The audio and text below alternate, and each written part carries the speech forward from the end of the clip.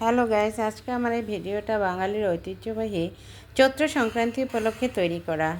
দেখতে পাচ্ছেন আমাদের চৈত্র সংক্রান্তি জাস্ট আগের দিয়ে আমরা ফুল ভিউ করি। ফুল ভিউতে ঘরের মধ্যে ফুলের মালা এবং নিম পাতা দেখতে পাচ্ছেন। এরপরে চৈত্র সংক্রান্তির দিন আমরা সকালবেলা হলুদ একটা পেস্ট তৈরি করা হয়। এখানে হলুদ, জিরা, নিম পাতা তিনটে জিনিস তার সর্ষে মিক্সড করে বেটে তারপরে স্নান করা হয়। এটা হচ্ছে আমাদের সকালবেলা শুরুতে এই সেই বাটা এটা দিয়ে স্নান করতে হয় চৈত্র সংক্রান্তির দিন সকালবেলা। এটা একটা ঔষধি গুণ আছে দেখতে পাচ্ছেন। এরপরে স্নান সেরে আমাদের জলখাবার, যেখানে খই, লাড়ু, চিড়া, কলা, মুড়ি, দই সব মিক্সড করে খাওয়া হয়। তো এটা আসলে বাঙালির একটা নারিকেলের নাড়ু দেখতে পাচ্ছেন।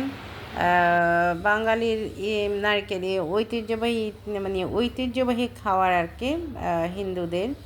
এরপরে শুরু আমাদের পাচনের রান্না, পাচন তৈরি বাঙালির ঐতিহ্যবাহী। এখানে প্রায় অনেক রকমের শাক আছে দেখতে পাচ্ছেন, 10 রকমের শাক, 2, 3, 4, 5, 6, 7, 8, 9, 10। এই প্রায় 10 রকমের শাক পাচনের মধ্যে ব্যবহার করা হবে। সেই জলখাবারের পরে হচ্ছে আমাদের পাচনের আয়োজন। শাকগুলো কাটা শেষ, এরপরে আমাদের তরকারি কাটার পালা। তরকারি অনেক ধরনের তরকারি দেখতে পাচ্ছেন। তরকারিটি এখানে শাক কেটে রাখছি। তারপরে হচ্ছে যে শাকের পরে তরকারি কাটতে শুরু করবে। হ্যাঁ, তরকারি এটা হচ্ছে কলার মোচা, আমার হেল্পিং হ্যান্ড কলার মোচা কাটছে। দেখতে পাচ্ছেন বিভিন্ন রকম প্রায় 50 রকমের তরকারি দেওয়া হয়েছে। হ্যাঁ, এখানে 15 টাইপস অফ ভেজিটেবলস দেখতে পাচ্ছেন। সবজি কাটা হচ্ছে পাচনের জন্য। ঐতিহ্যবাহী বাঙালির ঐতিহ্যবাহী পাচন খাওয়া।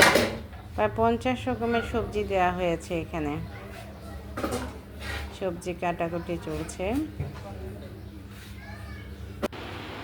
দেখতে পাচ্ছেন। অতঃপর সব সবজি কাটা শেষ, আমাদের শাক ওদিকে সবজিগুলো কেটে রেখেছি। সেই এখানে প্রায় 50 রকমের তরকারি আছে। অর্থাৎ বাজারে যত ছোট থেকে বড় করে যত রকমের তরকারি আছে, সব রকমের তরকারি এখানে অ্যাড করা হয় দেখতে পাচ্ছেন। এরপরে আমরা রান্নায় চলে যাব।